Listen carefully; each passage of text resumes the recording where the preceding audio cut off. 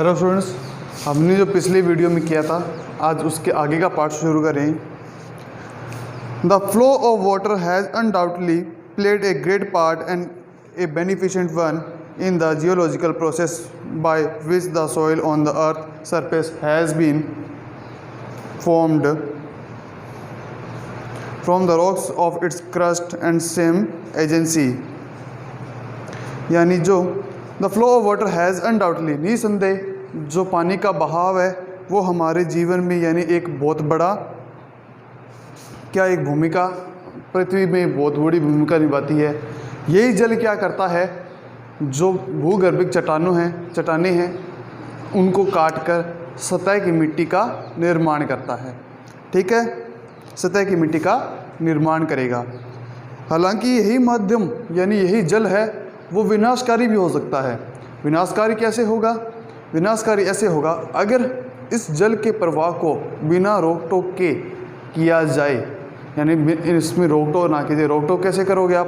बांध बनाकर, नहरें बनाकर वगैरह। ठीक है, रोक टोक नहीं करोगे तो ये क्या करेगा, वो एक स्थान की मिट्टी दूसरे स्थान पर ले जाएगा। ठीक है, लेके जाएगा। अगर मान लो कहीं ऐसा सिस्टम नहीं किया हो तो पानी का बहाव तो तेज़ होगा तो वो वहाँ की मिट्टी भी लेके जाएगा, यानी आसपास क्या कर देगा, मृदा अपरदन कर देगा।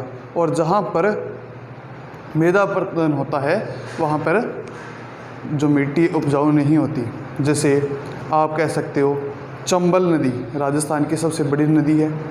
ठीक है, सबसे बड़ा प्रवाह क्षेत्र है।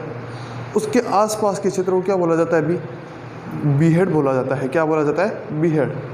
अपने बागड़ी भाषा में देखें तो बीहड़ क्या होता है कि यानी आसपास कुछ ना हो।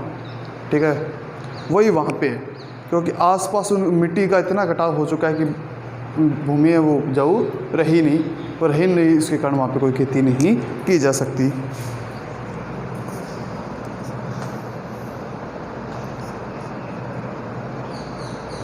The same agency, however, under appropriate condition, can also play a destructive part and wash away the soil, which is the foundation of one of the life of the country। यानी जब ये मृदा अपरदन वगैरह करेगा तो इससे सिर्फ भूमि को नुकसान नहीं होगा, पूरे देश को नुकसान होगा। क्योंकि हमारा जो देश है वो या लगभग देश होते हैं कृषि प्रधान देश होते हैं, कृषि पर ही निर्भर होते हैं।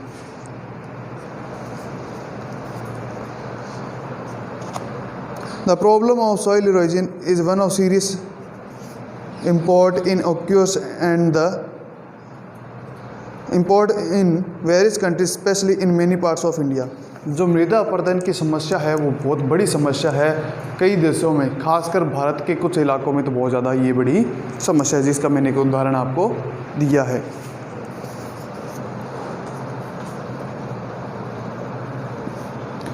The conditions under which it occurs and the measures by which it can be checked and deserving of the closest study। वे स्थितियाँ जिनमें क्या होगा, मृदा अपरदन होगा। ठीक है, विशेष रूप से भारत में इस विषय पर अध्ययन करने की क्या है, बहुत ज़्यादा ज़रूरत है। Soil erosion occurs in successive steps, the earliest of the which may easily pass unnoticed. In the later stages, the cutting up and washing away of the earth is only too painfully apparent in the formation of deep gullies and ravines, which make all agriculture impossible। जो मृदा है अपरदन है वो एक के बाद एक चरणों में होता है। ठीक है, एक के बाद एक चरणों में होगा। पहला चरण क्या होगा, उसमें नॉर्मल ऊपर का हिस्सा जाएगा।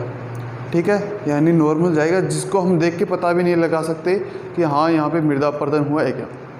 ठीक है, फर्स्ट स्टेप कौन सा है? जैसे आप बारिश हुई, ठीक है, बारिश हुई, आप बैठे हो, मान लो गलियाँ हैं, गली में पानी चला, एक स्थान की मिट्टी दूसरे स्थान पर चलेगी, तो एक तो जहाँ नाली बन गई वहाँ पे तो हमें पता चलेगा क्योंकि वहाँ पे वो ज़्यादा नुकसान किया है। लेकिन जहाँ पे नाली नहीं बनी वहाँ से भी तो कुछ मिट्टी लेके आया है। ठीक है, तो वो भी क्या है, वो फर्स्ट स्टेप का मृदा अपरदन है। और जब फर्स्ट स्टेज का मृदा अपरदन हो जाता है उसके बाद सेकंड स्टेज स्टार्ट होता है, जिसमें बड़े बड़े दर्रे बन जाते हैं, नालियाँ वगैरह बन जाती है।